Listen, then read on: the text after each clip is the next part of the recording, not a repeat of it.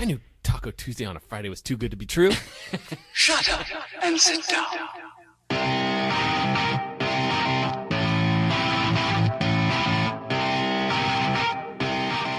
Hell yeah! Hell yeah! Hell yeah, Batman! Our bikes love us and we love them back as we ride through the city by the cars like black on the teeth of the town. We just keep on singing. We're unstoppable. Oh, hell yeah. G&O. Unstoppable kids. Yeah. Get your bike and go. You are listening to the Dialed Podcast with Matt Legrand, Evan Price, Lance Hepler, and Jake Von Doing. One of the most important decisions you will make is to be in a good mood. For every minute you are angry, you lose 60 seconds of happiness. So, crank it up and be happy, my friend. When things are good, when things are hard, we ride together, we don't drive cars, but together we make such beautiful music. Oh, hell yeah, brother, yeet. Unstoppable mamas, a G&O, we're unstoppable. Unstoppable kids, yeah. Get your bike and go. Get your bike and go. Unstoppable papas, pedal and flow. Hell yeah! Hell yeah! You're doing it good, buddy. Great job. Hi, and welcome back to the Dial Podcast. I am Jake Von Doing, and I'm here in the studio, believe it or not, with Lance friggin' Hepler. Lance friggin' Hepler. Look at me, right here in studio with Jake. Dude, it's good to have you back, man. I am super. I have mixed emotions about being back at the moment. So you get back, I'm like, all right, we're gonna have most of the team back together, and then Matt leaves. Coming to us over the Verizon network, Mr. Matt Legrand. What's up, Matt? What's up, ladies and gentlemen of the internet? You surfing waves over You there, guys dude? are looking good. Yeah? You're looking good. It looks cooler there than it is here because you guys have got sweatshirts and hats on, and I'm just rocking it. Just no shirt, no pants, no problem. We've got black bars all over the FaceTime call here. So Matt and I have switched positions. I am sitting at the studio table, and Matt is sitting on a bed in a random tropical location. Matt, we got some surf music playing in the background here. Oh, the bed, just like where Lance was last week. I was laying in a bed last week. We got some surf music playing in the background. You want to tell us where you're at, what you're doing, what warrants this music? I'm in Maui, Hawaii, and just fresh off the boat, and yeah, we are chilling here, and it's sunny and 70 something. Perfect weather conditions. Fantastic. So, a little windy out, but yeah. Good. Cool. You guys having fun? So far, the kids are having a good time. Yeah. And my wife and I are just trying to make sure the kids have a good time. So we're make sure they're not trying to kill themselves / they make sure they're having a good time. Perfect. What's funny is like we got off. We're like, "What do you kids want to do?" And they're like, "Swimming." And they're like, "All right, we'll go swimming." They're like, "No, lap swimming." We're like, "Okay." We went to this amazing pool. There's an amazing pool. It's literally like a 5-minute drive from where we're at right here, and it's got like a 50-meter pool, and it's 3 pools. Everyone had like a lane. Guess how much it costs to go swim there? Oh no, how much? Free. Oh, really? What? Yep. Why? Yep. They didn't. I don't know, man. They didn't hit you with some Howley like, tax over there? No. I don't know. We're like, okay, kids, as much swimming as you guys want to do. We are here Sweet. to swim. Do you have any But big we did plans? like a family lap swimming. Yeah, it was good. Do you have any big plans for yourself while you're over there? Anything that you want to get done? I'm sure you're going to probably try and get some cool video for some. Yeah. Okay. So I flew the drone a little bit. I mean, I'm all about getting some good video and stuff. The problem is my kids don't put up with a lot of like, oh, dad wants to film some stuff or dad wants to go get some pictures. I would love to do some hiking and stuff like that. And my wife wants to do that too, but it's just tricky because the kids have zero desire to do that. I'm probably going to do at least like one test, like open water swimming test with a couple of watches and stuff like that. And just try to get some footage of like some watches in different locations than my standard spot is like, if you need me, Heritage Trail, this is where you can find me. And now it's like, oh, I can finally get some footage of something slightly different. So we'll see. I haven't broken up the camera as much as I'd want to, just because you know how it is, Jake. It's like doesn't mix as well with family time when you're like, I need about an hour and a half of you guys just standing here and doing nothing. And the kids are like, Yeah, I've found that if I just keep a GoPro with me, you can get some pretty good footage, and you can do some impromptu stuff and stitch it all together. Now, I haven't done like a video like you've done, but I've put together like some family trip videos that actually turned out pretty good. And I think the kids, after I sat down and took the time to make it look really nice and kind of made it give them all the feels, if you will, they're a little bit more tolerable of the whole like, hey, let's get some video, or I'm going to get this out and we're going to do this. And I try not to take up too much of their time, but when it's all said and done, they appreciate the video. They liked the GoPro for snorkeling. Oh, yeah. That was really nice. Yeah. And so what I think I'll do is do some, like a quick edit and post some stuff to Instagram and just be like, I might post it to my wife's Instagram or maybe mine, like in a story or something, because I always feel like people are looking for different stuff on my Instagram than maybe my wife, where she'll show more family stuff. So who knows? Yeah. Cool. Nice. Yep. All right. Do you guys want to do some of the topic-y stuff? What are we talking about today? I don't know, but we'll hold on here. Bro, what are you talking about, man? What are you talking about, man? Oh, what are you talking about? The are you talking about? You don't know what you're talking about. I still don't know really what we're talking about. What are we talking about today, Jake? Well, there were a couple things. Do you want to just talk about both of them? Okay. Maybe like stitch two smaller topics into one big giant topic and see where it goes? Okay, so we got two things we wanted to talk about. One was about the state of the bicycle industry in 2023, what's happening in this current economy. Yep. Good time to buy. Yeah. And the other was about bicycle theft and tips for prevention, or if you have ridiculous bicycle theft stories. Matt, since you probably won't be able to join us for the entire episode, sure. What should we do first? What sounds interesting to you? We should talk about the state of cycling industry theft of bikes. Oh, yeah. That's perfect. Gotcha. Yeah. Like the thieves are having a hard time selling the stuff on the secondary market because it's a little bit flooded and prices are driving down. So it's taking crack off the table for them. Yeah. It's no sense in selling, no sense in stealing bikes when the market is what it is. Is that what's going on? Is we had like the backup. Here's my question, because I'm going to be the guy that asks questions on this. I just don't know. I'm not that tight with the industry. Is it the case? I mean, we all know that during COVID, you could not buy a bike. Correct. Yep. Did manufacturers like ramp up production, and then now people are like, yeah, I'm going back to my commute on my, so in my minivan. The manufacturers that didn't have supply chain issues, yes, did ramp things up. The problem was almost every manufacturer had some kind of hole in the system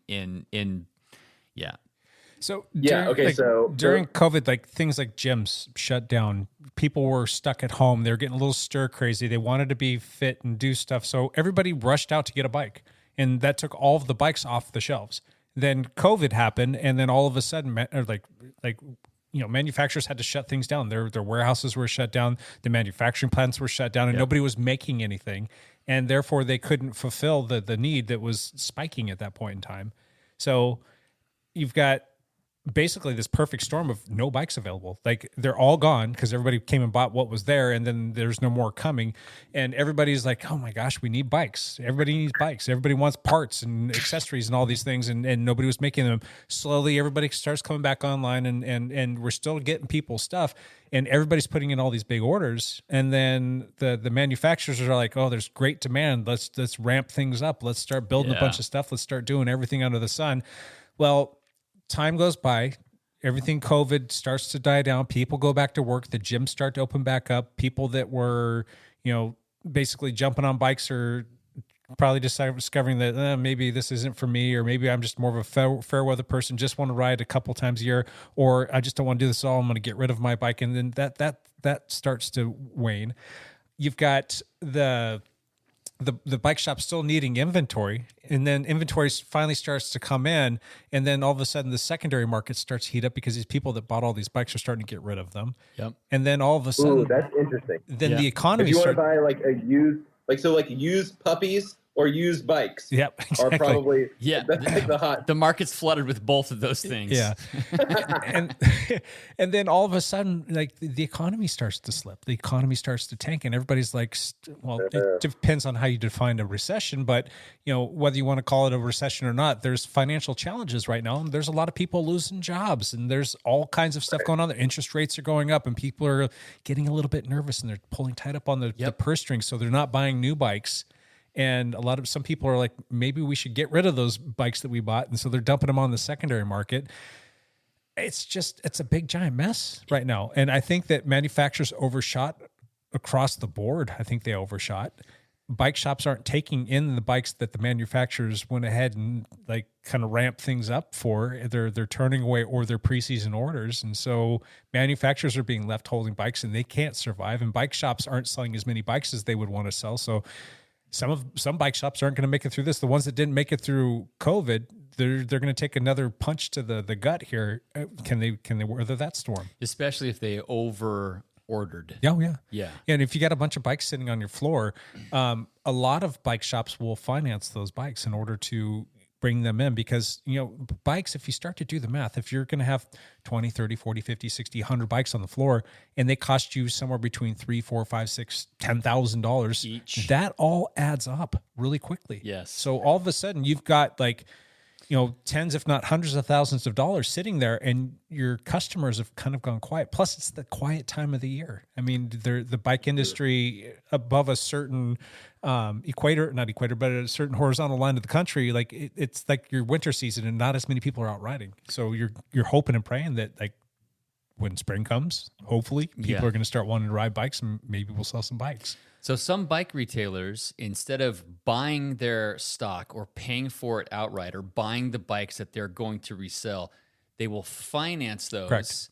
So they get a bigger order or more bikes in, but they have to pay points on those. You have to pay interest on how they finance that, and they have to have payments. And if those bikes don't move or sell, do they eventually have to buy them outright? Yeah, exactly. Or you lose out. I mean, they're going to come, reclaim all of their stuff. I see. And I understand that model, and I understand that that's sometimes how you have to do things. I've never cared for that model because I don't want to be in a position of like, oh gosh, I'm staring down the barrel of I've got to make my X payment for said bikes that I've financed. A lot of manufacturers they all have different terms, but like sometimes you can get maybe 3 months interest free, and you basically have 3 months to get those bikes sold, or then you have to start making payments on them, and then you start losing on those bikes, and then maybe you make a few payments and you're losing some money, and maybe your shop all of a sudden just is not solvent anymore, and you can't sustain your business and you shut down. Yeah, we've seen lots of bike shops shut down for that very reason. Yeah, just here in the Portland area. Yep. So the Athletic Lounge. There's just like. Go ahead, Matt. What does this mean for buyers? Like, if I'm like, oh, I need a gravel bike, that's like the one bike that you guys have been telling me to get for since we've had the podcast, right? And so, would you think like, oh man, secondary market right now, like a used gravel bike is going to be primo, or there's going to be more of them on the market if you ask me. I mean, that's probably the one bike that's probably still going to not say hold the same value, but that's going to still be a little bit more difficult because it's still relatively new to a lot of people.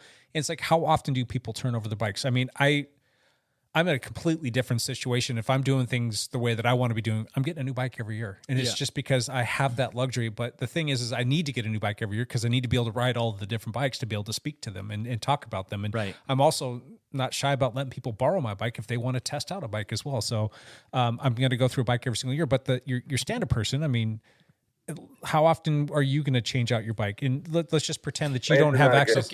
Yeah, Lance is a bad example. I'm a bad example. I'm like I'm a pretty bad example too because I'm probably like once every 3 or 4 years, and that's still probably. I mean, a lot of people hold on to a bike for a decade, right? Yeah.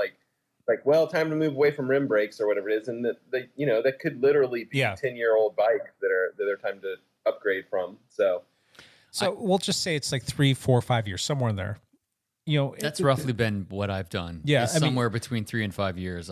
Gravel bikes. You mean no? Don't you mean like 3 or 4 times per year? No, well, see, what happens is I just buy a new bike. I don't sell the old one. Yeah, that or he crashes a bike or and I crash it out. Yeah.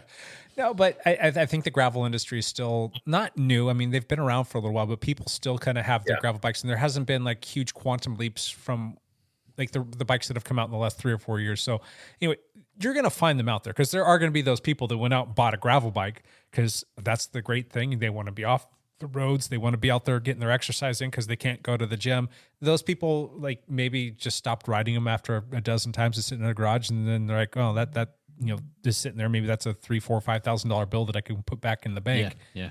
You might find some of those, but your road bikes, I mean, road bike, you can definitely go out and find a deal on a road bike right now. And there's a plethora of them out there on the secondary market. Plus, you got all the bike shops that are like, I still have product left over from 2022. We're in 2023. The manufacturers are coming out with the new 23 models, and I'm not selling these things quite as fast as I want to. So let's go ahead and discount them. Yep. Now, that's a tricky game. Bike shops have to abide by what's called MAP pricing, which is minimum advertised price. Now, you can so if a bike shop has a contract or a deal with a certain bicycle manufacturer, Correct. They can't list that bike for less than a certain price. Yep. Is that right? Correct. Here in the United States, you're not allowed to do that. In Europe, they don't have MAP pricing. It's against the law for anybody to enforce that on a business to tell them how much they can sell a bike for. But here in the United States, that's not the fact. And that's why a lot of bike manufacturers or component manufacturers won't let certain bike shops or certain online retailers do business in the United States because they don't have MAP pricing, and it's going to spoil things here for the U.S. people that are selling stuff. So there are still certain... Is that a Canyon thing? No. Because Canyon's like online only. They're they're direct to consumer. There's no middleman there. So they don't have to worry about bike shops because you're right. But I'm talking about like Pro Bike Kit or what's the Ripple? What's the big one? A lot of the UK guys. European. Is it Ripple or something like that? Anyway, it's another big online retailer. Like, I think you can get onto some of those things, but there are certain manufacturers that they're not allowed to sell stuff here in the United States. Pro Bike Kit. Well, Pro Bike Kit's one Wiggle. of them. Wiggle, that's it. So like, I think if you try and go to Wiggle and buy SRAM stuff, you can't have it sent here to the United States because basically that's a part of their agreement. Like you can sell it to however much you want over there in the UK, but you can't ship that stuff to the United States because it affects the MAP pricing policies that they have here.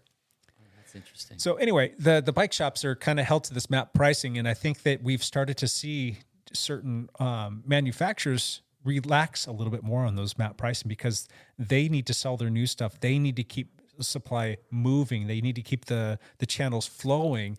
And so they're allowing the different shops or the retailers to lower their prices so that it can entice more people to come in.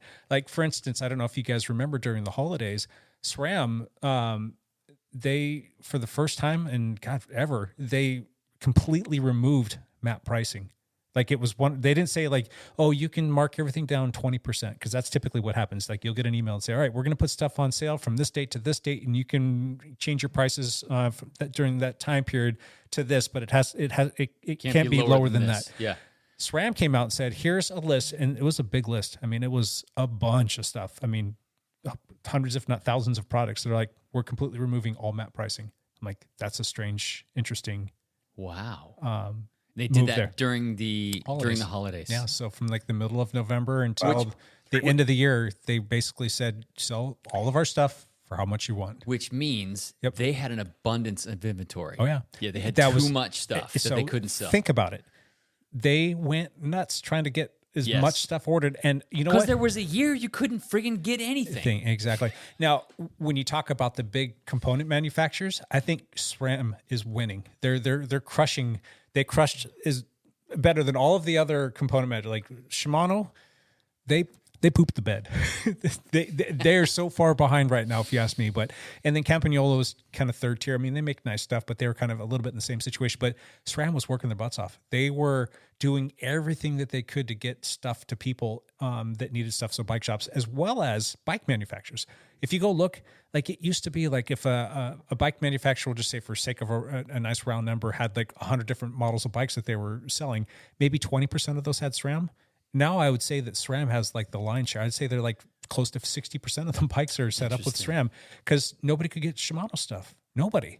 Yeah. And there was like I've seen that too. BMC had frames sitting around and they're waiting for all the Shimano stuff to come. Didn't come to fruition. They needed to get bikes moving. They were able to get SRAM. They outfitted those with SRAM. I have a gravel bike currently for sale. Yeah. And I haven't listed it yet because it needs a Shimano shifter. Yeah, Jarek's shifter that we can't get. We can't get the shifter. Yeah.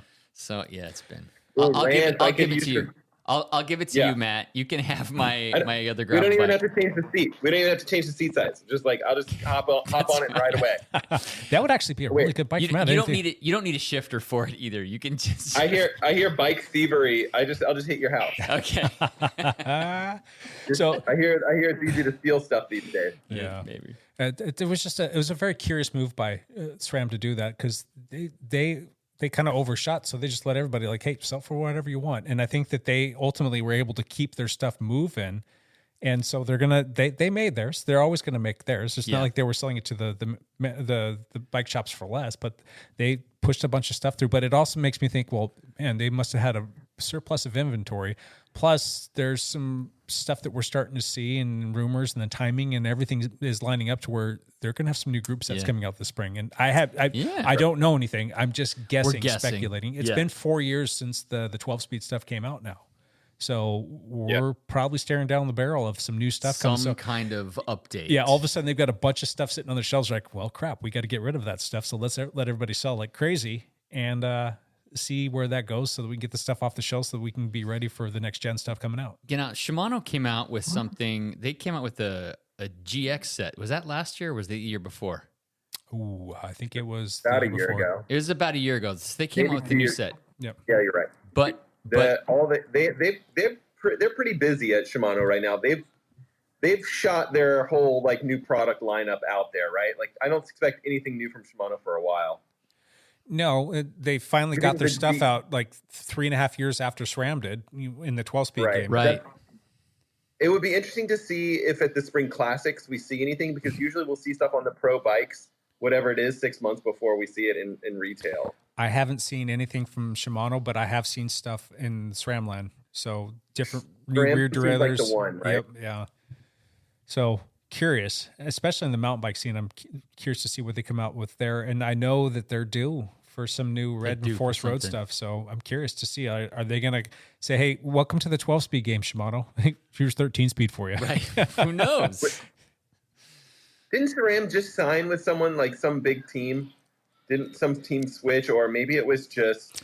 Yeah, it was Jumbo Visma. Jumbo Visma just switched. Jumbo Visma. Yeah, that's right. Did we talk about that on the podcast? We didn't. We talked about it. It was interesting because Wout van Aert was in the middle of his cyclocross season, and the season goes from November to January, February, obviously. Yeah. And December 31st, there was a race that all his bikes had Shimano on.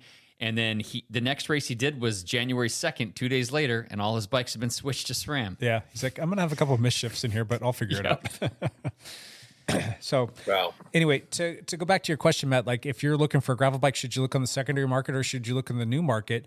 I think that, that map pricing, they can't sell for below that. But I think if you were to walk into a bike shop and say, hey, listen, if your bike's not on sale, are you curious or interested in making me a deal?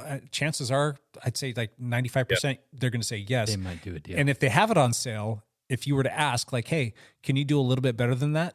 They might say, yeah, because I need to get these bikes off the floor. I need to move some inventory, and some of them might need to pay some, like some of their payments, and I'll just come out and say, like, with the Dialed Cycling Lab, we have never financed anything.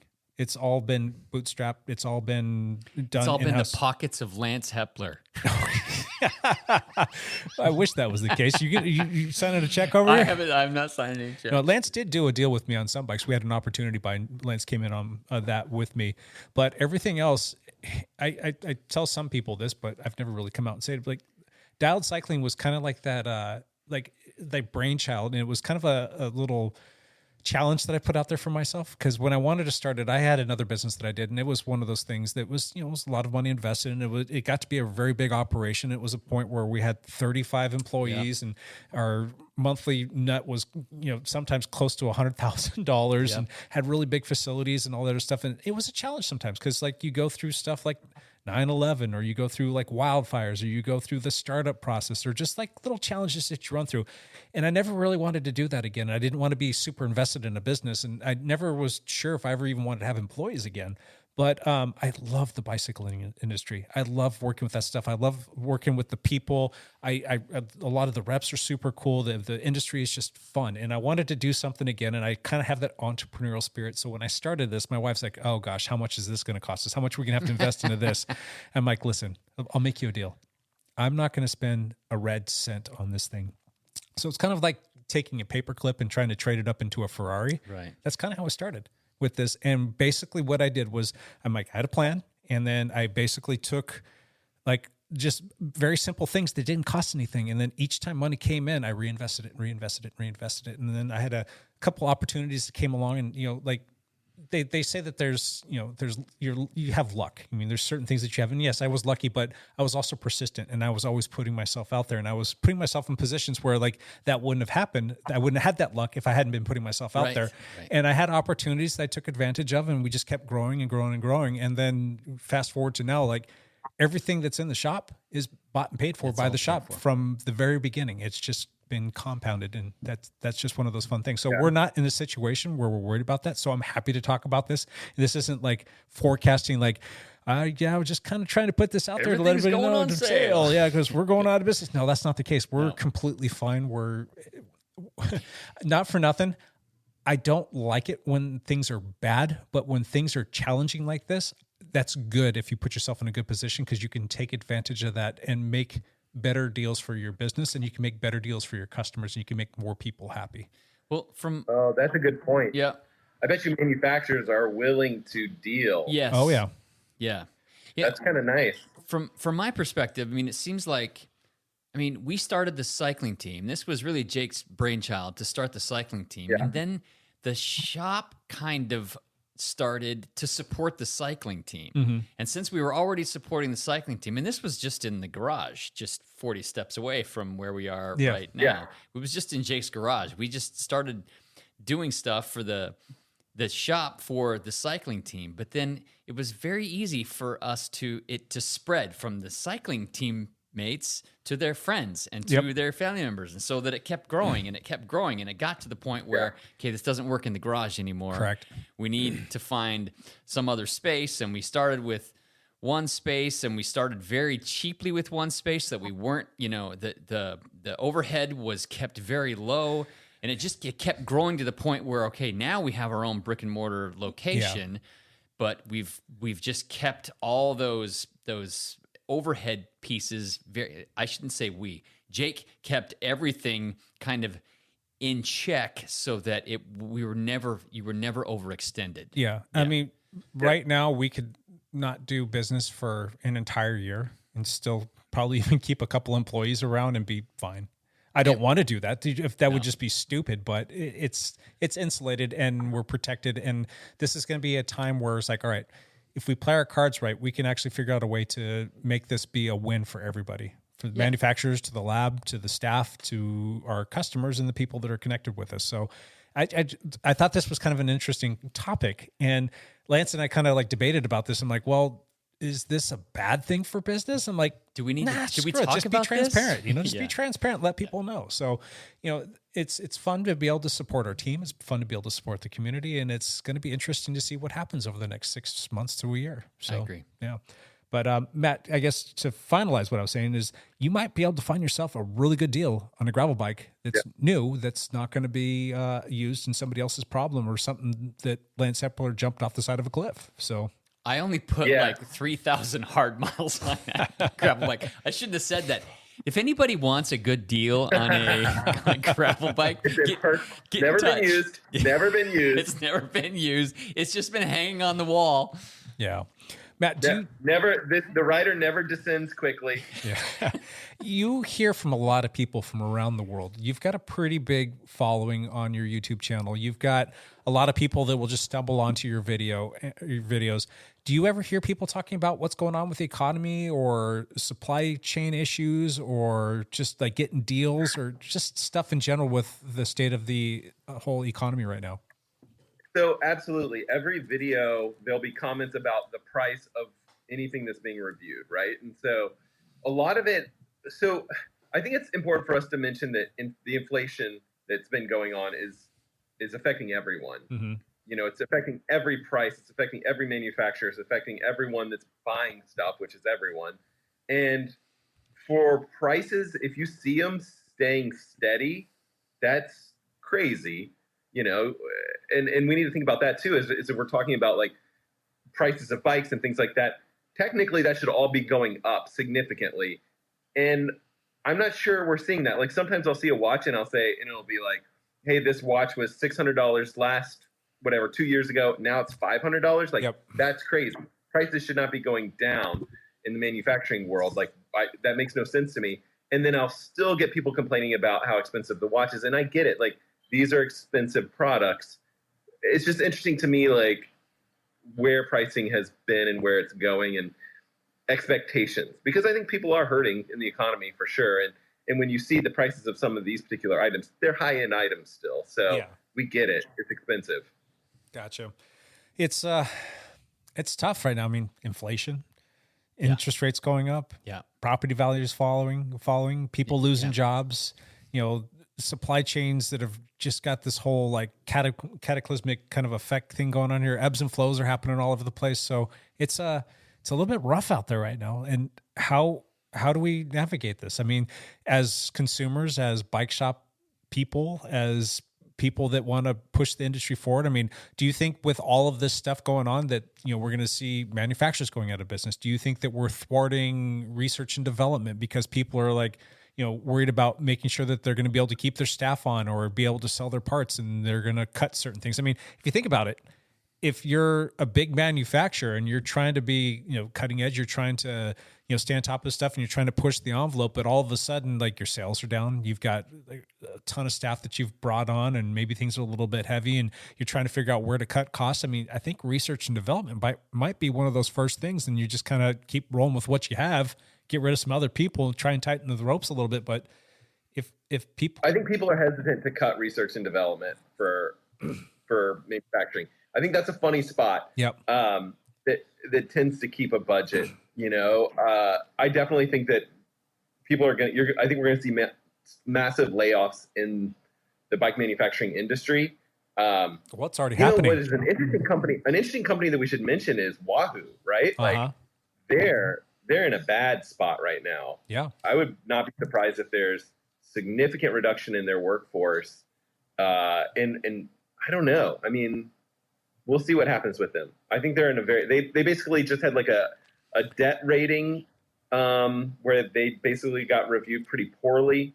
And I think that reflects pretty badly for investment in that company. Is that right, Jake? I'm probably butchering the history here. No, you're correct. I mean, they were downgraded in terms of their, I don't know, maybe whatever their Dun & Bradstreet rating is or whatnot. Correct. So yeah, that's not good times. And that industry that they're in, I mean, a big part of what they do is trainers and whatnot. And that really was something that was super hot. Like you couldn't get trainers during the whole COVID thing because everybody was riding bikes indoors.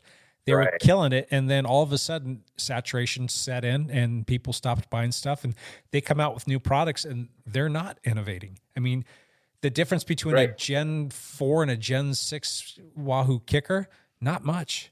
I mean, maybe some action speed on, and they raised the price $100 to boot. So, I mean, when they should have been going the other direction, I mean, they're in the middle of litigation with Zwift right now over like patent infringements with the kicker core and the Zwift trainer that was there. The new hub? The new hub thing. I think they've finished that litigation now. No, it's settled. No, it's not. It's still active. Oh, okay.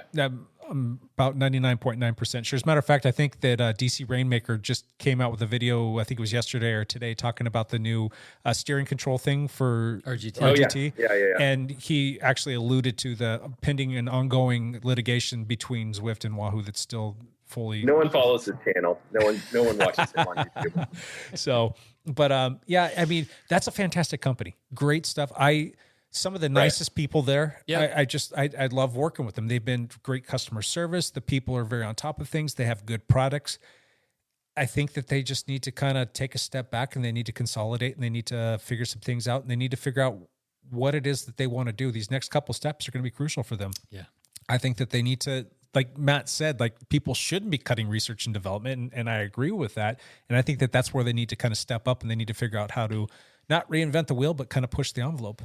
They are in a good position with a lot of their bike computers. Their watch needs to go away.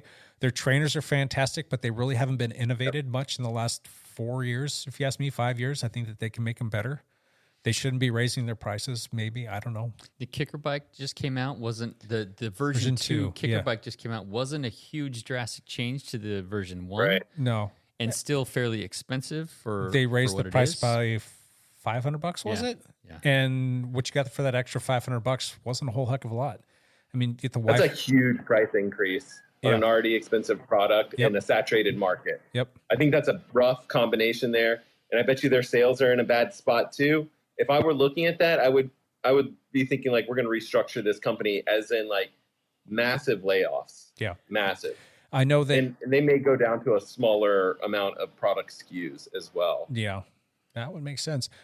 Specialized, if I'm not mistaken, just had a bunch of layoffs and they let go of a bunch of ambassadors and they cut a lot out of their budget. They cut almost the whole Specialized ambassador program. Yeah. Not all of it, but like 90% of it. Yep. So athletes who had been ambassadors for Specialized for a decade, still they still got axed, more or less. Yep. And then I think they let go of 5 or 10% of their whole workforce. Right. Oh. Yeah. And it's interesting because I think we're going to see that like, industry wide, maybe tech industry as well as like where I'm seeing like massive cuts. All of these companies are just like, yeah, about 10% we're going to cut. And I think that that's just like the forecast for, a recession is real for this year that we're in, 2023. I think it's legitimate. And I think that these companies almost do it preemptively, thinking that like, hey, this is an opportunity for us to cut the fat a little bit. And typically, the stock market rewards that kind of stuff. Yeah, that's very true. So let's say that you're short on funds. Is now a good time to steal a bike? Can we just go steal bikes instead? Yes, that is absolutely prime time. It's prime time to steal a bike. Perfect. I mean, there's some steal of a deal out there. There's definitely a lot of those, but I think it's just easier just to steal a bike. Maybe, unless it depends on which bike shop you are getting your maintenance work done on. That's right, Jake. Yeah. We had another situation this week at the Dialed Cycling Lab, didn't we? We did, but it thankfully was not something that was our problem. It's not like somebody was trying to break into the lab and they were, trying to steal stuff from us again. It was a strange thing that, well, let's just back the bus up here real quick. I'm very sensitive to that. I had a bike stolen from me when I was a little kid. It was my Schwinn Stingray. It was like a 70, I'm dating myself, 79 Schwinn Stingray or something like that. And that was like the first new bike I'd ever had. You were 30 years old in 1979. Yes, I'm in really good shape and I look fantastic for my age. But that bike was stolen from me and it crushed me as a kid. And then, different things have happened over the course of time and we've had bikes stolen from us from the lab and it just sucks. And it always like breaks my heart when you see a kid or anybody for that matter lose a bike. Lance, you've had bikes stolen from you. Yeah, I had somebody break into a shed and steal 7 bikes from me. $40,000 worth of bikes out of my shed. Matt, have you had stuff stolen from you before? Not really, no. No, well, we'll just say that that's a good thing. It is a good thing. But anyway, so I'm very sensitive to that. And then you always hate to see it, but it pops up on social media like, hey, I had somebody break into my fill in the blank and stole my bike or my bikes, and they're all gone. Be on the lookout for said bikes, and they'll post pictures up, and then everybody starts sharing it, and everybody wants to go out and with their pitchforks and get all of the thieves and all that other stuff. But anyway, you see that stuff, and it just like breaks your heart, and you're like, all right, what can I do to help this person out? Or, at a minimum, I am going to definitely keep an eye out for them. So this past summer, there was somebody here in our local cycling community that had somebody break in and steal his and his son's bike. I think he broke into their car. I don't know exactly what the story was. But anyway, their bikes were stolen. And I remember that this happened right before some big races, and we were out at the races. And as a matter of fact, I actually helped them set up one of the replacement bikes that somebody let them borrow, had to swap over a cassette and help them get a few little things dialed in before a race. But anyway, it just never sits right with you. We had a person that had come into the lab and was looking to get into the sport of actually triathlon, but they wanted to get a road bike because they want to put some clip-on aero bars. So they were coming in to look at a few of the consignment bikes that we had. And he's like, all right, I'm going to go look around a little bit more and I'll be back in touch with you. And well, he left, and then he searched around and on Facebook Marketplace, stumbles across a bike that looks like it's a really good deal. It's got all the stuff. It's got some electronic shifting. It's got the nice wheels, and it was a really good price, like a really good price. And he's like, you know what? Like too good to be true price. Yeah, but the person had a story and a reason for all of that. And hook, line, and sinker later, he buys the bike. He calls us and lets us know, like, hey, thank you for showing me the bikes. Appreciate it. I ended up finding something else that was a really good deal. I'm like, well, can't beat that. Good deals. Because, like we said, there's lots of good deals out there. Sometimes it does happen, right? Yeah. People. It's just it's always like when you see it and they're like, I don't really know what components these are. There's some components on the bike and you're like, that's, Shimano Di2. You're like, you would know this if you actually were selling a bike. Yeah. With yours. So he rolls it into the lab because he wants to get it tuned up because it does need a little bit of love. Yep. And he's got some things like he was saying, like, I need to make sure it's fit right for me and you guys can help me with that. And all the things. We're like, yeah, more than happy to help you. Stoked that you got yourself a bike. The bike comes into the lab and it rolls. Paul does the whole intake on it. And then I'm in the back working away on the computer doing my thing. And then the bike rolls back and I look over and I looked at that bike and Paul's like, oh, here's the bike that he just bought. And the second I saw the bike, I'm like, oh no, like the sinking feeling in my stomach. I'm like, I think that's a stolen bike. Paul's like, what? I'm like, I think that's this person's bike. And I'm like, give me a second because I'm going to go see if I can find the post. So jumped onto Facebook, went to that person's profile, scrolled all the way back to the summer, and I looked at the pictures of the bikes that he had posted. And sure enough, I'm like, Paul, I'm about 99% sure that that's a stolen bike. And it breaks my heart, but we're going to have to press pause on doing anything to this bike until we can notify all of the people involved here and let them know. So I reached out to the gentleman who the bike was stolen from with some pictures and said, hey, is this your bike by chance? And kind of gave him a little bit of a brief background and sent that over. And it actually took him until like the next morning to get back to me. And I thought it would be a little bit quicker of a response, but anyway, that's neither here nor there. Paul and I got to thinking, I'm like, I don't want to make this other guy think that, we're working on his bike when we're not. And I didn't want to sit on it. I didn't want it to be a situation too, where like this guy might have information on the person that sold it to him. So maybe we do need to bring him into the loop now. Cause I was thinking at first, like, let's just find out, make sure, let's verify that this is in fact his. Cause I was 99% sure, but there's still that 1% chance. So anyway, came back to it, thought better of it and said, we need to reach out to him and tell him kind of what happened. And the guy was utterly just shelled. He was super sad, whatever, but he totally got it. And he couldn't have been more understanding and more proactive about the whole thing. Anyway, fast forward, the whole thing ended up working out. The person the bike originally belonged to confirmed that it was in fact his, and there was plenty of stuff on the bike. He's like, there's this and this and this. I'm like, yep, that's all there. And told the other person. And so they got together and they got it all sorted out with all the powers that may be. I don't know if he was able to go back and the person that bought the bike, I don't know if he was able to go or contact the person that he bought it from. I think he mentioned that he might have reached out to him because this person was selling the bike on Marketplace, Facebook Marketplace, and you've got seller history there. You've got contact information and that's linked to a person that was actually there. So I don't know if he was the thief or if he bought it from somebody that stole it or whatever, but there's got to be some recourse there. I'm hoping that they're still able to get some sort of information or have some sort of recourse there, but we'll have to put a pin in that and I'll update everybody if we get more information. But long story short, it all worked out. because the person who had the bikes stolen from them had like an insurance claim, and Lance has dealt with insurance stuff on this kind of stuff before too. And generally speaking, if the bikes come back, they just tell you because it's small potatoes. It's like a drop in the bucket. It's not worth their time to deal with a stolen bike, right? Yes. And so that's ultimately what's going to end up happening here as well. And then he's going to have the guy pretty much keep the bike, but the guy insisted, and I think that there was some stuff that might have been exchanged with respect to deductibles. I don't want to disclose the whole thing, but it was a happy ending. But at the end of the day, bike thieves, they suck. They suck. Yeah. Here's the beauty of this story. The reason that this was solved was because the guy who got the bike stolen posted about it. Yeah. He posted pictures of his bikes on Facebook and on Instagram. Yep. And said, hey, just a heads up.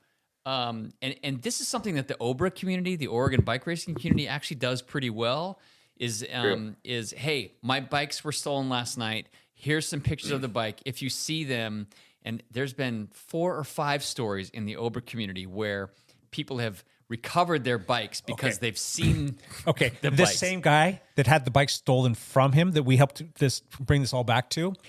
There's a great story about him. I think it was a lady who had her bike stolen from her, and it was very unique to her. There was things on it like colors and a saddle and just different things. And like he saw her like post something up, and he figured out, or he saw that bike posted online. He set up a meeting with that person, showed up, took the bike from him, and said, I'm taking this from you. I'm taking this from and you.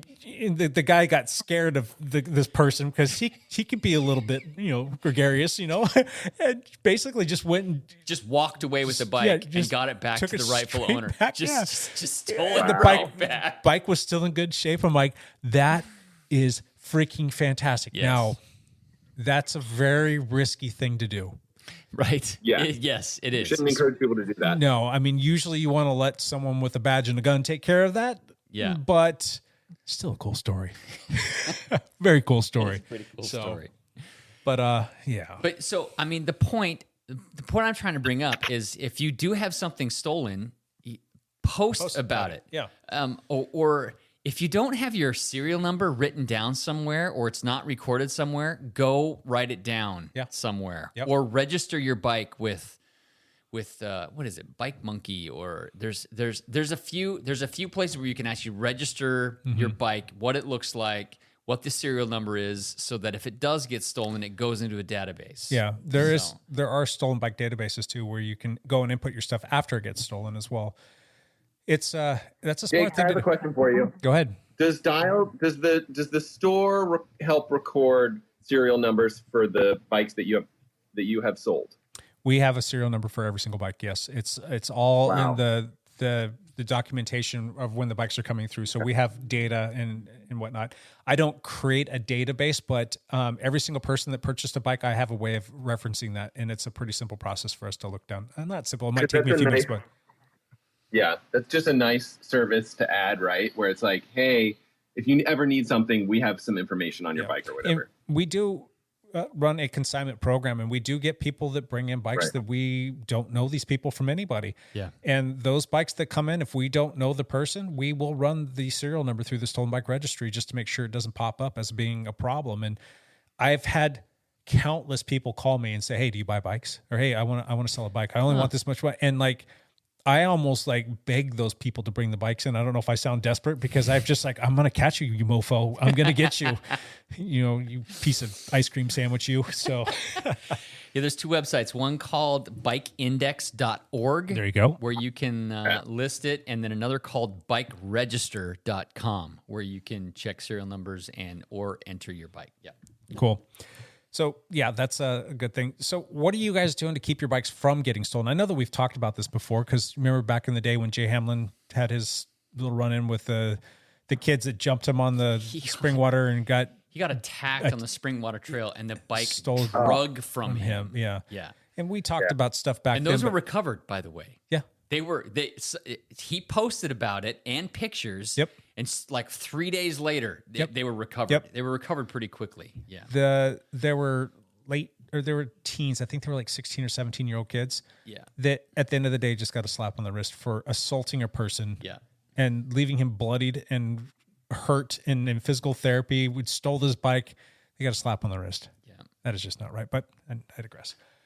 What are you guys doing to keep your bikes from getting stolen? I mean, it's going to be that time of year where we're going to be transitioning to all kinds of riding outside and going to cafes, and our bikes are going to be in our garages or on the backs of our cars. I mean, what are you guys doing to keep your bikes from getting stolen? I live in a compound. Compound. On the way through the airport, I was like, oh crap, I forgot to put air tags in all my luggage. But guess what they sell at the airport? Air tags. Air tags. Do they really? Air tags. Yeah, and so I picked up another pack of 4, overpaid for them, but air tags are great, right? Because you can hide them on a bike. Sure. You can hide them under the seats. They make really cool pieces like air tags that can go into the, like right underneath where you put your water bottle. Yep. Or you can get creative and put them in other locations. And that's fantastic. If someone does walk away with your bike, then you theoretically could, find exactly where they are, where they're located, and hopefully contact the police and let them know, like, hey, my bike was just stolen and I'm tracking it right now, or whatever it is. There's a company called Nog that you might be familiar with. Their bicycle lights. They make a really cool little anti-theft device as well called the Scout, if I'm not mistaken. One of these years I'll do a video on it with Lance. We've had these things for a little while. We've actually sold quite a few of them. That was a really popular thing at the holidays. But basically what it is, it's about the thickness of an AirTag, and I think it's using the AirTag technology. There isn't a physical AirTag in it, but it's using all that technology, and it connects to the Find My network on all of the Apple Mac stuff. So it only works on their network, but it actually mounts underneath your water bottle cage. And what's cool about it is it's got all of that tracking stuff built into it, but what else it has is a built-in alarm. So if you put the bike up against a wall or something like that, and say you walk into a coffee shop and a person moves that bike or even bumps it, it's going to set off an alarm that's super loud. I mean, it like makes you put your hands over your ears. It's that loud. And so if somebody tries to jack your bike, if somebody moves your bike, it's going to go off. And maybe if there's 2 or 3 bikes there and they try to take yours first and the alarm goes off, they might ditch yours and grab somebody else's bike instead. So sorry, Lance, you stole your bike because I had an alarm on mine, but I don't know. That's a pretty cool device too, because it uses the Find My thing. It's got the alarm and it works really well, and it's pretty discreet as well. And it's not a very heavy thing to put on your bike. That's a great idea. So I like it. I do have an AirTag on my bike. You do now? I do. Yeah. You're gonna tell us where you put it, or is that top secret? It's top secret. Yeah. It's in my prison wallet. I'm just kidding. All right, I got to drop, guys. You got to get out of here, Matt. You got one last thing for us before you go? I made a video last week, posted it this week so that I could keep my streak alive of posting once per week. It's about the sweat sensor thing. Oh, yeah. It's basically a patch. It's a patch you put on your bicep, and you sweat on it, and it'll tell you about your sweat and how much you're sweating. It'll give you feedback in real time as you're sweating. Sweet. Cool. You gonna go play in the surf over there? You guys gonna go do some beachy things right now? My kid is bugging me because he wants to go lap swimming. So we're going to go do that. Sweet. Have fun. Matt, one of the best restaurants on the island of Maui is called Mama's Fish House. It's actually quite famous, but it's all the way up in Paia. So it's on the east. It's north of the airport. It's not on the west Maui. It's just north of the airport, but it is very popular and it's very expensive. But Mama's Fish House. Roy's Fish House too over there? Yes, that's the other place. That's down in Kihei. Roy's is the place I was trying to think of, and it's in Kihei. That's a good one too. That's a good one too. Yeah. So, all right, Matt. Aloha. Have fun, buddy. See you, bud. See you. Thank you, guys. Bye, guys. Bye. Matt's gone. That's sad. I miss Matt. You do? Yeah. I haven't seen him in a month. You have been gone, and I just think it's totally funny that he's gone and you're back. He left, so I came back.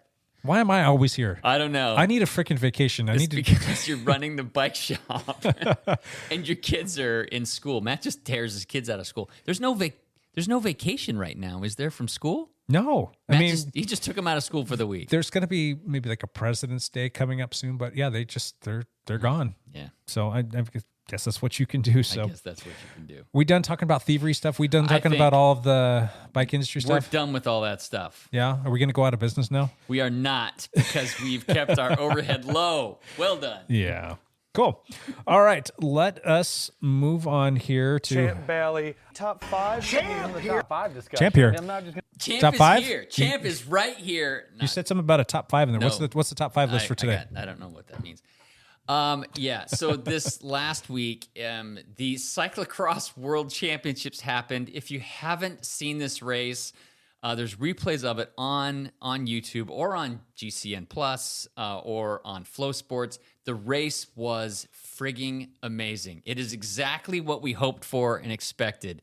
This big showdown between Wout van Aert and Matthew van der Poel, and did it deliver. So I couldn't have been more wrong with my pick. I said that Wout was going to win by over a minute, and I think it was just based on how things were shaping up leading up to it. I mean, Van der Poel had some back issues. He just seemed like he was a touch off. He seemed like he was kind of thrown in the towel. But my question to you, Lance, was he playing possum? Was he setting... Maybe. Was he setting up Wout the whole time? This whole last think month that and he's a like half? some superhuman and then shows up on that day? And I mean, neither of them made mistakes. They rode super clean, but MVP, oh my gosh, that kick at the end was just like, you cannot respond to that. No. When you're in Wout's position. And Wout is one of the best sprinters in the world, and Van der Poel sprinted away from him. Yeah. So I mean, he tried to go, but it just wasn't. He enough didn't room. cover any of that gap. No. It was just done. Yeah, it was amazing. If I think I saw a couple things that he said he should have, or that the pundits were saying different things like he should have done this, that, and the other. I mean, how does he win that race? How do you go back? If you could rewind it, say 3 minutes in the last lap, how do you win that race? Somebody has to make a mistake. Yeah. And nobody made a mistake. Wout and Van der Poel, they didn't make a mistake. They didn't put a foot down other than... Why did Wout come around him with... I think he thought maybe he could get away from him. Yeah, why did Wout... So the question is, did Van der Poel sag a little bit so that Wout went around him? That's what I would do. So that Van der Poel was behind him and could get the jump of he's getting a draft, and there. there's a draft there. Plus, he gets to make that decision. Well, he doesn't get to, but it's easier for you to make that decision when you're in the second bowl. Like, because if he gets up and jumps, he can Wout. That is, he's going to see that right away. Yes, Wout can't see behind him. He's looking, he's trying to, he's taking peeks, and if he takes a peek the second he looks back to the forward, that's when you go, when he's least expecting it. He also didn't. Van der Poel didn't wait. They got on the finishing straight, and it looked like he was sitting right behind him. And I'm like, oh, is he just going to sit there for 100 meters? No, they got on the finishing straight. He waited like 2 seconds, and then just jumped. I really want to see his power profile. What did he hit? Did he hit 1,500 watts? Did he hit maybe 14, 15, 1,600 watts? 1,400 watts? It had. I mean, yes, that is a long race. There's a lot of matches burned during that race, and you know that he's not going to be able to match his his core sprinting power when he's completely fresh. And I'm scared to even think what that might be.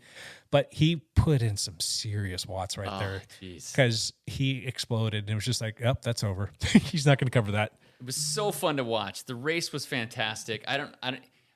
If you watch the Flow Sports stuff, they had a drone on the course following them through the trees in this section where they didn't have any other stationary cameras. It was brilliant. The footage of it was fantastic. Of the drone just following right above them, and that was just super cool. So that was a little DJI drone. Those things are pretty cool. It's their Avata, I think is what it's called. It's a little FPV drone, which is really cool. And what I like about that is it's very user-friendly. It's something that I could teach you how to fly pretty quickly. And most drones that you see people going out getting cinematic footage or like trailing people or just like those high shots, those are going to be, I'm not going to say that they're going to be dumbed down, but there's a lot of flight control that's going into stabilizing them, but you can't tilt on them. You can't roll. You can't get that first person POV where it's diving around on those drones. So you're pretty much stuck. If you're going to try and drop the nose down, it's not going to happen. The only way that you can do that is you can adjust the gimbal that's got the little camera to as you're going forward, you can actually make it kind of tilt down as you're lowering your elevation. It won't dip the nose down so that it looks like it's a plane going down. You know what I mean? So it goes up and down and side to side and circles around, but it won't like do that whole first person stuff where it rolls and whatnot. So the little Avata, it's got the ability to do that, and it's got a couple different ways that you can use it. And what I really like about it is all of the props are covered by prop guards. So you can fly that thing into trees, and a lot of times it will bounce backwards and it's not going to crash because the blades aren't being hit. So you can bounce back and follow. So that's why they were flying it through these trees. And I was watching that a couple times, seeing it like, I don't know if they lost connection or if the person flying it just made a bad turn. Like you're expecting it to make a turn and all of a sudden it goes into trees and they cut to a different angle. So I don't know if it crashed and they had somebody over there putting it back up or if he was able to save it. But those give you some really cool shots and you can do a lot of that first person stuff and they make it very easy to fly those where it's not full like FPV where you've got full control and like you can crash it really easy. Yeah. They've got it to where they will make it a little bit more user friendly and you can do all of that stuff, but it really kind of helps you through that process. So that's a really neat little drone that cost about $900 or so. Okay. And you get a pretty decent picture quality out of it. And it was pretty neat to see them using it. Well, it was awesome. Sorry to nerd out on that, but I love those little drones. The footage was fantastic. Yeah. That was very cool. The other thing was there were 40,000 spectators there. That was rad. There were so many people that they were in a couple sections. They were 30 people deep in some sections. So seeing the crowds and all the people there was just amazing. The roar during that last lap was fantastic. I mean, you kind of felt like I'm getting goosebumps thinking about it. It's kind of like being in a soccer stadium or a football stadium in a big match. I mean, that's kind of the vibe that was there. There were several times where I wished that I was there, watching the race. It's funny to hear the story that you told me earlier. Maybe you can tell that again of like where you were at when you were watching it, what happened. Oh, yeah. So I was still at the cycling house on this cycling vacation. It was Sunday morning when the race happened, and Sunday was the last day of our. It was like disembarkment day, so it was everybody was going home that day, and the race happened at like 8 a.m. our time, or I think it was 8 a.m. our time, and I was like sitting out on the deck with my iPad and I'm watching the race and I'm like trying not to bug anybody. And all of a sudden I had 4 people over my shoulder like, hey, can you come in and put that on the big screen TV? So I'm like, oh yeah, sure. So I came in to the living room area where they have this big screen TV and I was able to mirror my screen up and everybody was there watching the race because it was like so exciting. Staff included? Yeah. Yes, it was the staff that asked me to put it on. Oh, really? The staff That's asked me awesome. to put it on. Well, the one guy that you interviewed while you were there, he said he was a cyclocross racer from the Montana area. Yes. So I got to imagine he was probably bugging you the most. Yeah, he was. Was it Jacob? He was anxious. It was Zeb. Oh, Zeb. Yeah, That's Zeb, funny. the long-haired guy. He was from 24-year-old from Sweet from Montana. Yeah, so. But that was super fun. So it was fun to watch the race and all that. So MVP gets another set of world stripes. His fifth one. Wout has 3? Wout has 3. So who's the all-time greatest? Is there a better cyclocross racer than those two? No. Sven Nys won like 5 world championships as well, but or in something. his heyday, could he have hung with these two guys? It's a great question. And now that we've got one with 5 and one with 3, I mean, had it been evened up 4-4, that would have made for a good debate. But even at 5-3, who's the best cyclocross racer? And who's the best all-around bike racer? I mean, this is a cool time. I mean, we get to see these guys. This story is not completed yet. No. It is not finished written. These two are going to battle for the next 5 years on the road, in classics, in sprints, in stage races, at the Tour de France. They're going to continue to battle. Yeah. So there's going to be not bad blood, but there's going to be some I want some payback here. They have huge respect for each other. Sure. They both know that both of them ups the other person's game. They're pushing each other to be even better. So do you think one of them is sick of the other though? I'm sure they have those moments. I mean, who's a little bit more of a prima donna of the two? Vanderpool's kind of a party boy. Is he really? Yeah, he's a bit of a, well, I shouldn't say party boy. He's your house music type of rider that, on the bus before the race has, the electronic, yeah, the dance music rolling, and Wout van Aert is more your family guy. He's got a wife and a daughter, son. He's got a son, and is a little more reserved and a little more chill and a little more careful about what he does. So they're just different personalities. Dutch and Belgium, right? Dutch and Belgium. So is that does that play into the stereotype of those particular cultures? A little bit. Yeah. It does. It's funny that Van der Poel is Dutch. He's from Holland. He was born in Holland, but he lives in Belgium. Oh, wow. And trains in Belgium. And then Wout van Aert is. I'm sure they love him there until they see him on the race course and they're like, no, yes. Wout is our boy. Yes. And this race was in the Netherlands. Sure. It was in Holland. So it was in his home country. So he had even a little bit more motivation to try to win this race because it was in his home country. So fantastic race. So if you have to pick one is the best cyclocross racer of all time, who are you picking? Well, you kind of have to pick Van der Poel. Just based on the numbers alone? Just based on the numbers alone. Who's your favorite? But I'm a Wout fan.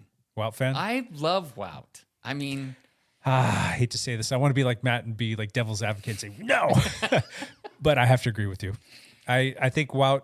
There's something about him that resonates with me. I think that he's at the end of the day. I think he's a little bit more of a versatile rider. I think that he's got a few more arrows in his quiver when you think of all things cycling.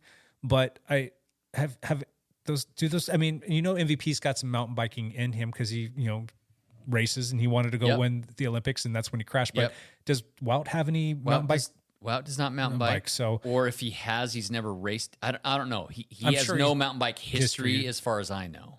Yeah. So I mean, you got to give that MVP. But on the road side of things, MVP's done some cool things, but nothing like Wout. I think Wout is much more accomplished in terms of what he's been able to do. So MVP has won more one-day classics. Pardon me. Wout van Aert has won more one-day classics. Okay. He's also won the green jersey of the Tour de France. Yep. He's won stages of the Tour de France and had the yellow jersey in the Tour de France. But Van der Poel has also won stages in the Tour de France and had the yellow jersey for a day has he or two. won a climbing stage, a sprint stage? No, he's won a sprint stage. Yeah. He's not won a climbing time stage. trial?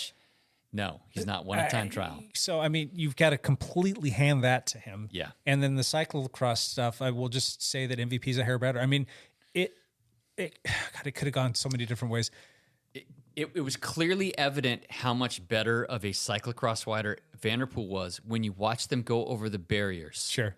Because he's faster, smoother. He is way faster, smoother. He actually passed Wout twice on the barriers. And they were both coming into it, like Wout coming in the lead, and Van der Poel could do it so much faster that he had passed him by the time they'd bunny hopped both the barriers. Yeah, the curve of the jump, the bunny hop was a lot steeper for Wout. It seemed like MVP was able to do it a lot sooner and just glide. Yes. And just like, I don't know, it's like a bunny rabbit running across versus a big oafy dog, jumping over something. So, yeah. It's just smoother there. So fun guys to watch. Gosh dang, it was fun to watch. Yeah, I'm really looking forward to seeing those guys go head to head again in some of the classics. Though I agree. think that's going to be a lot of fun. Well, the fun thing about cyclocross is it's only an hour. It's like okay, it's all action right from the beginning. For us to watch one of the classics, it's a full commitment. There's like 5 hours of riding before they get to the end, and hopefully they both make it to the end at the same time, and then we have another showdown. So yeah. Pidcock, not there, obviously. Pidcock was with his with Team Ineos at their training camp in Spain, so he was not there. Do you think he lands on the podium still in that race? Probably. Think so? Elie Iserbyt was who took third place. Yep. He out-sprinted Lars van der Haar for third place, and they were only 12 seconds back. Yeah. So they were pretty close. I was actually happy to see Iserbyt land on the podium because that guy that's his jam, cyclocross. That's pretty much what he does. Yep. And he, when those guys aren't there, he's the man. Yes. And it's kind of a bummer to see like, oh God, they're all coming back. All right, I'm just going to be playing for third or fourth place here. So the fact that he was able to land on the podium in the World Championship was pretty cool. Yeah. If Pidcock's there though, does he land on the podium? I don't know. But the main question I want to ask for you, if Pidcock is there, does he disrupt the rhythm of those two earlier in the race, maybe cause a few mistakes, cause some breakaways, and different outcome, maybe. I don't know. It's just a lot of questions. The guys on GCN were calling the drone Pidcock because it was always right there. It was always chasing Vanderpool and Pinard. That's hilarious. So maybe that's Any other stuff you want to talk about, Champ? Oh, the women's race was also great. Fem Van Empel won over Puck Peterisi. And Lucinda Brand was third. That was, very fun. In the U23 and the juniors races, the funnest race was the women's junior race. It was first and second went to twins from Canada. No way. Yes. Okay, I missed that. So that was very cool. Isabella Holmgren and Ava Holmgren, they're twins from Canada. So that was exciting. Proud parents right there. Yes. Yeah. Cool. That's it. You don't want to talk about Mark Sandwich Cavendish? No. Freaking, there's still news every week about Mark Cavendish. That guy's a ice cream sandwich. Sorry. Okay, no, I'm not going to add to these stories about Mark Cavendish. Thank you. Okay. Champ out. Champ out. All right. That's it. Oh, too bad Matt's not here to talk about what was going on in all the triathlon-y stuff here. So we'll just say, hey, Matt, what's going on? What's up, ladies and gentlemen of the internet? You guys are looking good. Thank you. Yeah, thanks, Matt. Particularly good. Appreciate that. Looking good today. I mean, I don't know. You guys But you always seem know, to Matt. look good every week.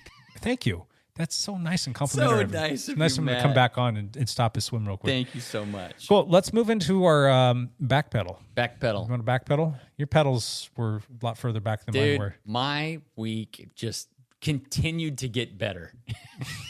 Ice cream sandwich. You. It just kept getting better and better. The rides out there in Tucson were just fantastic. Our weather just improved even more. It got to be like 75 every day and sunny. How much are you looking forward to going back in a month? I'm very much looking forward to it. Yeah. I would leave tomorrow to go back because, Tucson was just a cool place to be. You didn't already book another trip down there with the cycling house the week before? I don't know. It certainly made me look at several of their other trips. It was that good of a trip that I will probably do something else with them again. Really? And I will convince 3 or 4 of you to come with me. I Because was talking to my wife trying to plant that seed. I'm like, gosh, man, that's such a fun thing that he did, and just that it was just so expensive. It was like $3,300. She's like, that's not that bad. I'm like, oh, what? What? I'm like, maybe if I just start like a little pillow account, and I'll tell them that they sponsored me or something like that. do you know that like if we went with like 5 teammates or 6 teammates and like took up half of, dude, do you know how much fun it would be? Oh, yeah. We'd have our own guide. We'd have our own van. Yeah. They would do different routes. I don't want to get too excited about it because it. 2024? Yeah, I'm serious. Or they actually want to do something with us. The gravel thing in Montana. Weren't they talking about, dude? Dude. They have several gravel weeks in Montana where you ride. Yes. Okay. Dude.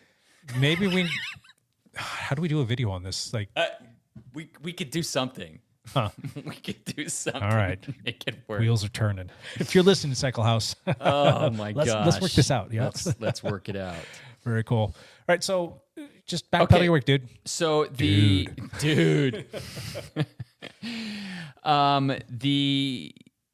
biggest thing, I ended up riding Mount Lemmon. I think I talked about it last week. I said that if I would. You did not talk about it last week. You did. You hadn't done it yet. You said, it's going to take me over 3 hours to do that. And I think I called BS on that. Yeah, I almost broke 2 hours. Yeah, there you go. I almost broke 2 hours. The record's what, an hour and 17-ish? It is. Yeah, it's an hour 17. There's actually 2 different segments, and there's a 21.5 mile segment, and there's a 20.5 mile segment. So one of them goes to like a lookout, and another one goes to some restaurant or cookie shack or something. No. People keep telling me all these different landmarks, but both these segments go to the highest point. Oh, but the start is a mile different between the 2. Is there an official one that everybody recognizes? I don't know. I did the official segment, which is the longer or the shorter one? Is the shorter one. Gotcha. But that's because the cycling house comes in from that side, and it cuts out that mile that includes. That makes sense. So that's why I did the shorter one. I didn't even realize what. But if you think about it, it was probably the shorter one all the while, and then somebody's like, "Well, the people were probably saving themselves for that last mile going into it. So if I make it a little bit longer and I go hard earlier, maybe I can make this new segment and have the fastest." No joke, people will do that. People will do that. Yeah. Yeah. So I ended up I think I was 2 hours and 4 minutes for the whole climb. Dude, that's a solid time. And averaged like 230 watts for 2 hours. Yeah. That was great for me. Yeah. So I'm told that Justin Wagner has the fastest time up from the O to Z camp. I want to say it was like somewhere in the ball. God, I'm guessing. We'll just say it was like an hour and 40 or something like that. It was a respectable time. Yeah. And David Bussey from our team, who's also on ODZ, he's like, "Hey, when you guys go down there, do you think you can beat all the ODZ guys?" And he's kind of like baiting me. And I'm like, "Well, it's not going to be me because I'm coming off of an injury and I'm too heavy and I'm just not that fast." Right. Maybe 5 years ago I could have like put a stab at it, but if we have the likes of Paul First and is Chris Sandel going? I don't see his name on the list yet. Yeah. So I don't know, but hopefully, Handel, if you're listening, get your butt in gear, get yourself down there. I freaking hope so. And I'd love to see Mike Guyvan back down there. Could you imagine those three guys going after it? Yeah, dude. Dude, they would crush. They would crush. Yeah. Paul First, stupid strong right now. I've said this again. I've said this multiple times over the past few weeks. I've never seen him this strong going into the start of a season, and it's just utterly ridiculous what he's going to be capable of doing this year. So I'm really kind of going to have fun sitting back and watching him, and I feel like we're going to get really punished when we go do some more team rides this year with him. The shorter segment, I went 2:02:59. Sure. So just under 2:03, and I want to see. Are you looking up Justin's time on there? Trying to find Justin's time. We got to get him back on here, by the way. It's been a minute since we've had Justin on here. So maybe we can talk to him beforehand and talk a little smack and see if there's something there. I guess he's not going this year. His bosses or his employer said, "Yep, you're going to stay." Oh, really? You're going to stay here. You're not able to go to your little bicycle camp and play bikes with your friends for a week. So they're making him stay. But anyway, David Bussey was kind of saying, "You guys make sure that the Dow guys beat all the ODZ guys going up there because they've got some strong guys that put in some pretty solid times." I did beat Greg Steele's time. Did you really? By 12 minutes. Oh wow! Yeah. Now I will say. So because I did it with the cycling house, they had a van at mile 8 and a van at mile 14. Okay. So that you could stop and refill. Were you stopping or were you doing like bottle exchanges? So I prearranged a bottle exchange. Did you get a sticky bottle on that? No, I didn't. So it was I prearranged a bottle exchange at mile 14. Okay. And so as I was pulling up to mile 14, one of the guides, he had gotten on his bike and he had my extra bottle on his bike. He just rode up next to me. I passed him my empty. He passed me the new bottle, and I just kept going. Lance had domestics. That kills me. So I didn't stop at all. And one of my buddies, the guy that I talked about last week, Gary Allen. Yeah. Gary Allen was there. Okay. So I prearranged for him and his buddy to meet us at the start. And I thought they were going to do the whole climb, and they drilled it in the first hour. And I thought, okay, fantastic. I'm just going to, the three of us are going to work together the whole way up. They got to mile 10. Like, see ya. And turned around. And I'm like, what? They're like, yeah, we're going to go. We're only going this high. And I'm like, gosh, dang it. Are you serious? I'm like killing myself. So I didn't exactly negative split it because they pushed me a little faster. So that's fun. Anyway, I don't. What was it like coming off of that? Was that a fun descent? Oh yeah, it was a blast. You don't even hardly have to touch your brakes because it's never really that steep, and the corners are really pretty smooth. How does it compare or stack up to Montezuma's? It's not. Montezuma's is steeper, so you get going faster. Sure. And this one, and this is a very popular place, especially on the weekend, especially for local Tucsonites, because they get up. There was snow at the top. Oh wow! There was 3 feet of snow at the top. That much, really? Yes. So there are a lot of people driving up there to play in the snow. Yes. Big bike lanes, or did you ever? No, nice big bike lanes. So once you get to the top, it's another 5 miles to the cookie cabin or the ski resort. Okay. So when I did ride all the way out there, but just at like chill recovery pace. So. Coming back down, do you jump in with traffic, or were you not going quite fast enough? Oh no, I was passing cars. Passing cars, like you do. Maybe I should. I was. Yeah, you can go as fast as the cars coming That's down. fun. Yeah, so it was really fun. Mount Lemon's a fantastic climb. It was better than I expected. So good. I really enjoyed it. Anything else? No, I mean the rest. No. Then I just jumped in the van and bolted home after. You did make good time getting home, so we'll give you that. So you get a KOM for that. That's probably your fastest time getting home before, yeah, from down there. Well, or one of them at least. Maybe. I mean, it's like a 20-hour drive from there, and we split it up between half of one night and then one full day of driving, and then one more morning. So yeah, I cool. Kind of bolted.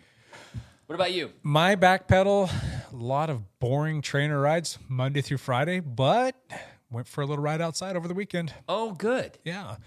This past week was the first week since August, I think, of last year that I was able to get over 10 hours. Not because I haven't wanted to, but because I've been fighting this damn injury. And I'm trying to defy my doctor a little bit. I'm trying to change the trajectory of my fitness so that I can be ready to go to training camp, so that I can be, able to hang with everybody and not be the SAG support vehicle riding shotgun with Brandy.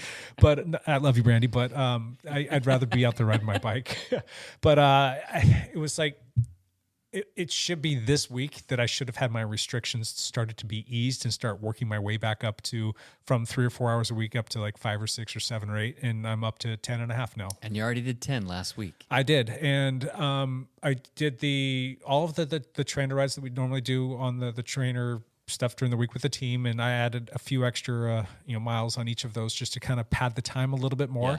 Went into the weekend and we did a 62-mile outdoor ride with the team, which was pretty cool. We did our little battleground loop until Metric Century. Fantastic. And how many people were on that ride? 10, 11, 12, something like that. Good. Okay. It was a decent size. I mean, there was threat of rain, so we had a couple people that backed out last minute, but it never really, the roads were a little bit wet, but it never really rained beyond a few sprinkles here and there. Yeah. So for the most part, we were fine. We got probably 45 miles into the ride, and I started to feel a little bit of discomfort, and I kind of let the team go at that point in time because I didn't want to try and keep up with them and have it become worse. Just trying to be smart because I'm like, all right, you can do it. I have no problems trying, but I'm like, I'm going to play this smart. And last year you just would have like buried your head and gone with them. You just deal with it, yeah, and suffered the consequences. For what it's worth, I'm kind of glad that I did it that way because it was kind of nice just to like back off, let them go, not have that like, hey, you got to keep up with everybody. And I just kind of rode my own ride, had my tunes going. And by the time I got back into like the Camas area, and I'm going to get very geographically specific here, crossing over 192nd, you get into this big open field, and it's this big, open field that's basically a wind corridor. And it's always this time of year, an east wind that you're riding directly into. I was pretty shelled at that point in time because that's the most time I've spent on a bike in the longest time. And the wind's blowing straight in your face. And then my other leg, I don't know if this was from compensation, started to cramp really bad. I'm like, son of a biscuit eater here. So I get climbing back up to my house. I live up on top of a hill, and there's like a 400 or 500 foot climb that I have to get up. That's pretty pitchy. I started to cramp so bad that I almost pulled over in front of our house and like sat in his lawn to stretch my leg. I'm like, no, you're not going to do that. Get yourself home. Just call it a day. And then I come home and I am like wet from sweat. There was a little bit of rain or whatever. And I jumped in my bathing suit, and I'm like, I'm going to go sit in the spa, and I'm going to stretch in there. And I walk outside, and it's cramping just a little bit. My phone rings, and I'd let the group go, and I told them like, hey, there's a good chance, this is before the ride starts, that I might let you guys go. Don't worry about it. I'm a big boy. I'm a grown adult. I can get myself home, and if I have a problem, I've got a phone. I can call somebody. And they're like, all right. So I let them go, and I'm just about ready to jump in the spa. I'm standing outside. It's sunny, cloudy, 41, 42 degrees. I'm standing there in my trunks outside, and I'm kind of cold still from the ride because I got off the bike, and you know that feeling when your feet are like numb and you feel like you're walking around on stubs. I'm still in that position outside, and my phone rings, and I look down, and it's our friend Ian Gibson, and I think he was just checking on me to make sure I'm all right. And I pick up the phone, and I'm talking to him, and like he's just like chatting and going on and on and on. I'm like, all right, I gotta go. I need to get in the hot tub. I didn't tell him until afterwards that I was standing there just freezing my butt off, and I finally got in the spot. I sat in that damn thing for an hour. jeez. And I was, Jake.